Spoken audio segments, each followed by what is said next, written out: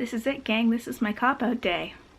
It's like, what time is it? 10:15, and I didn't have a thing filmed or prepared for today, and I gotta go to bed. So today's very impromptu 1-minute topic is about why I put myself out there on the internet. Why do we make things that maybe are better suited to being diaries public facing? I mean, I just talked yesterday about how, lists of media can be like diaries, and something like a film journal might be private or public facing. The Instagram tag is a great example of people who've chosen to make their film journals public facing, but lots of people just make that a practice for themselves or maybe a few friends. But then there are whole sites like Letterboxd or Goodreads that really explicitly encourage you to make them social, to share with other people, be they friends or strangers. I have a personal website. I share stuff about myself on the website. Why do it?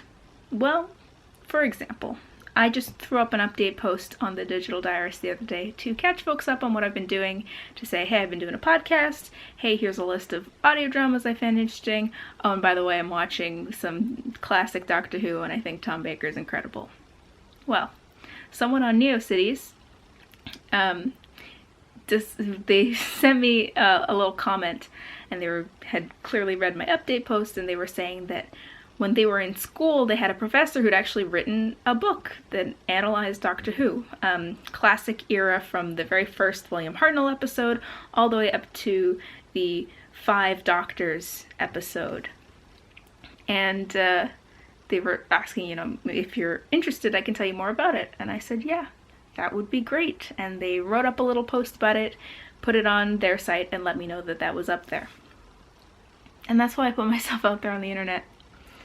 Because if I didn't put myself out there, then I would never be able to have those kinds of connections with people, I would never have the oh, you're interested in this? As it turns out, I know something about that. I had a class about that.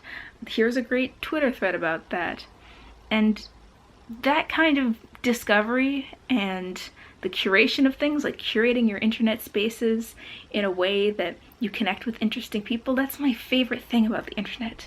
That's part of what makes VEDS great. That's part of what makes social media great when it is great, and that's what makes algorithms kind of annoying, because algorithms are often just feeding you stuff that they think you'll like, or that's popular or trending.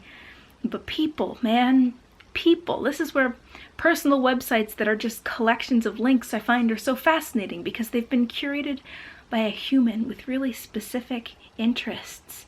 And specificity is the heart of relatability. You think that if you make something really general, you make it the most relatable. But I think most of us have had that experience of describing something really, really specific and then connecting with people who all say, yes, exactly that.